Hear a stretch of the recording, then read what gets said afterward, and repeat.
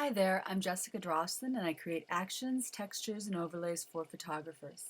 Today I'm going to show you how to use the new Wuthering Heights inspired textures and bonus integration actions. So let's grab one of the textures from the set.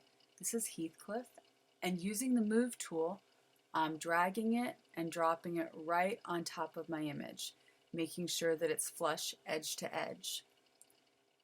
Now I'm just going to begin here and try the lowest visibility option. Each time I'm going to get a prompt that reminds me to make sure that I have my texture layer selected. If at any point this starts to bother you, I'm going to hit continue. If at any point this starts to bother you and you feel like you're not forgetting to make sure that you have the texture layer selected, because that's hugely critical, you can just go ahead and unclick that little arrow and then you won't get that message every time. But for now, it is the default. So anyway, here it is at the lowest visibility. You can see having the texture add some really beautiful effects to this portrait. It gives it sort of a timeless quality and a little more artistry. So I'm just going to cycle through. This is the sort of the default option, I think, soft light. Here's medium, high. Here's darken. This is multiply mode. And I kind of like it. The opacity is set to sort of low, 40%. You could crank it up. Let's bring it back down here to 40. One thing that's kind of fun is adding a mask. So I go to the add a mask. And then I make sure that I have black selected here and a soft paintbrush that's selected about the size that I want to be painting into. And I'm going to make sure that I have that mask selected. I don't want to have this selected. I want that mask to be selected. And I'm going to paint right here on top of her skin tones. And can you see how I'm almost adding like a lighting effect here? Making her kind of stand out a little bit and glow against that background. I could even accentuate it a little bit more. Anyway, so I just wanted to show you that that is the darken option. And for right now, I'm going to go ahead and get rid of that mask again. I'm going to hit delete.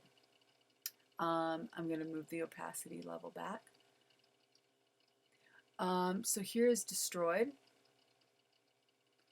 Obviously that seems pretty intense, but for certain images you might want it like that. I'm going to lower the opacity down.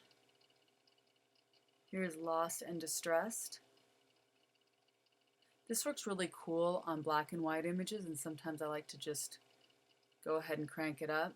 It's really up to you how artistic and arty and weird you want to make it. So that's lost and distress.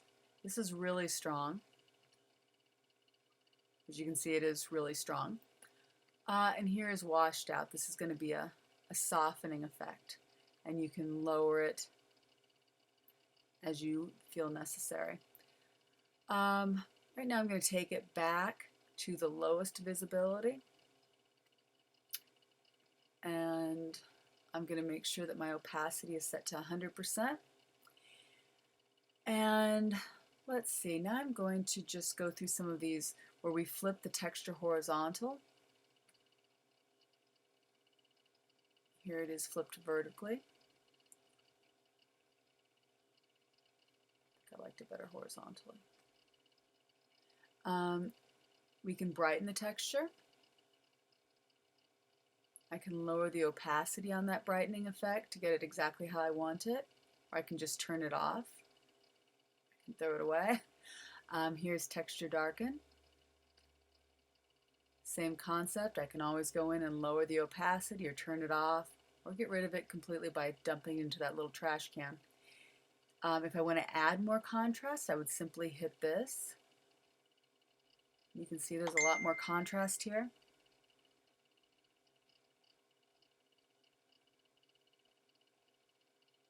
And now here's lower contrast. That's really pretty, actually. I'm going to take it off though for now. Now if you want to change the tone in the texture, this will not affect your image, but affects the texture's colors, which are going to then affect your image color a little bit. So here I'm going to select Texture Cooler Tones. And I'm going to just actually show you what it would look like to mask out the cool tones from the skin. A little more contrast here.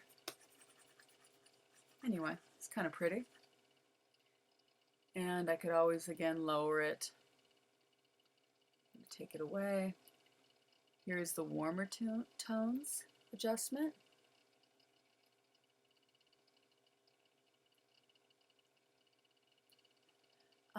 You can also choose to desaturate your texture. Take that off. Or you can saturate it. Doesn't show a ton in this particular mode or with this particular texture because this texture doesn't have a lot of color in it anyway.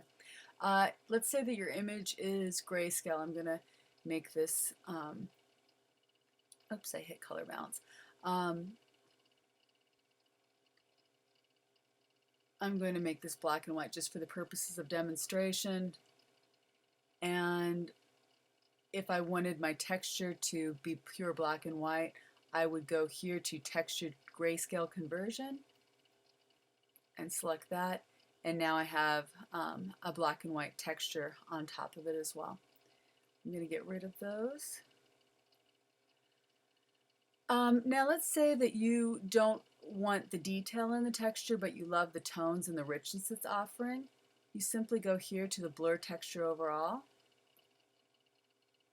And that completely gets rid of your texture but keeps the tones. Now I'm going to hit Command Z to bring it back, just because I want to continue to demo these. This is selectively blurring the texture. This is nice sometimes to do on skin or hair, etc. I'm going to select my lasso tool. I've got the feather set to about 50 pixels, and I'm just going to quickly outline around my subject. Let me get that too.